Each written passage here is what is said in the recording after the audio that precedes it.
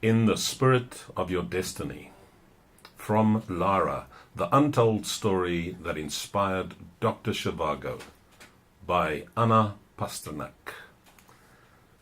It is almost impossible by today's standards of celebrity to comprehend the level of fame that Boris Pasternak engendered in Russia from the 1920s onwards. Pasternak may be most famous in the West for writing the Nobel Prize-winning love story Dr. Zhivago, yet in Russia he is primarily recognized, and still hugely feted, as a poet. Born in 1890, his reputation escalated during his early 30s. Soon he was filling large auditoriums with young students, revolutionaries and artists who gathered to hear recitals of his poems. If he paused for effect or for a momentary memory lapse, the entire crowd continued to roar the next line of his verse in unison back at him, just as they do at pop concerts today. There was in Russia a very real contact between the poet and the public, greater than anywhere else in Europe. Boris's sister Lydia wrote of this time, certainly far greater than is ever imaginable in England. Books of poetry were published in enormous editions and were sold out within a few days of publication. Posters were stuck up all over town announcing the poets' gatherings, and everyone interested in poetry, and who in Russia did not belong to this category, flocked to the lecture room or forum to hear his favorite poet. The writer had immense influence in Russian society. In a time of unrest, with an absence of credible politicians, the public looked to its writers. The influence of literary journals was prodigious. They were powerful vehicles for political debate. Boris Pasternak was not only a popular poet, hailed for his courage and sincerity, he was revered by a nation for his fearless voice. There is a Russian proverb, "You cannot know Russia through your head. You can only understand her through your heart." When I visited Russia for the first time, walking around Moscow was like being haunted, as I had the sense of not being a tourist, but of coming home. It was not that Russia was familiar to me, but it did not feel foreign either.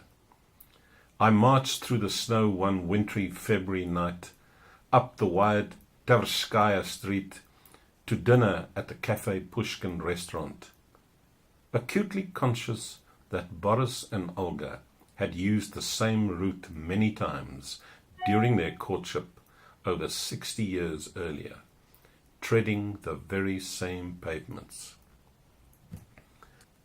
Sitting amid the flickering candlelight of the Café Pushkin, which is styled to resemble a Russian aristocrat's home in the 1820s, with its galleried library, book-lined walls, elaborate cornices, frescoed ceilings, and distinct grandeur, I felt the hand of history gently resting on me.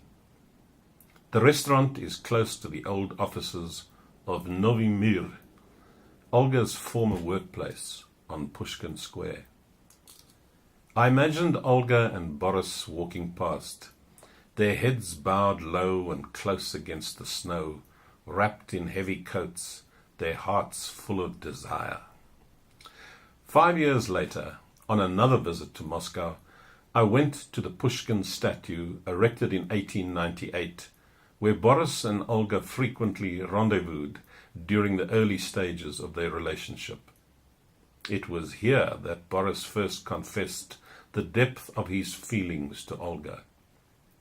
The vast statue of Pushkin was moved in 1950 from one side of Pushkin Square to the other, so they would have started their courtship on the west side of the square and moved to the east side in 1950, where I stood, looking up at the giant bronze folds of Pushkin's majestic cape tumbling down his back.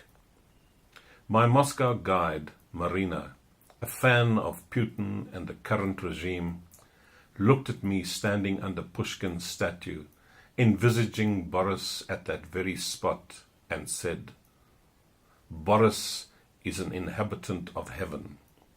He is an idol for so many of us, even those who are not interested in poetry." This reverential view echoed my meeting with Olga's daughter, Irina Emelianova, in Paris a few months earlier. "I thank God for the chance to have met this great poet," she told me. "We fell in love with the poet before the man. I always loved poetry, and my mother loved his poetry, just as generations of Russians have. You can imagine how remarkable it was to have Boris Leonidovich, his Russian patronymic name, not just in the pages of our poetry, but in our lives." Irina was immortalized by Pasternak as Lara's daughter Katenka in Dr. Zhivago. Growing up, Irina became incredibly close to Boris. He loved her as the daughter he never had, and was more of a father figure to her than any other man in her life. Irina got up from the table we were sitting at and retrieved a book from her well-stocked shelves. It was a translation of Goethe's Faust, which Boris had given her, and on the title page was a dedication in Boris's bold, looping handwriting, in black ink, like cranes soaring over the page, as Olga once described it. Inside, Boris had written in Russian to the then 17-year-old Irina, "Irochka, this is your copy. I trust you, and I believe in your future. Be bold in your soul and mind, in your dreams and purposes. Put your faith in nature, in the spirit of your destiny, in events of significance, and only in such few people as have been tested 1,000 times and are worthy of your confidence." Irina proudly read the final inscription to me. Boris had written, "Almost like a father, your BP. November 3, 1955. Perel del Kino." As she ran her hand affectionately across the page, she said sadly, "It's a shame that the ink will fade."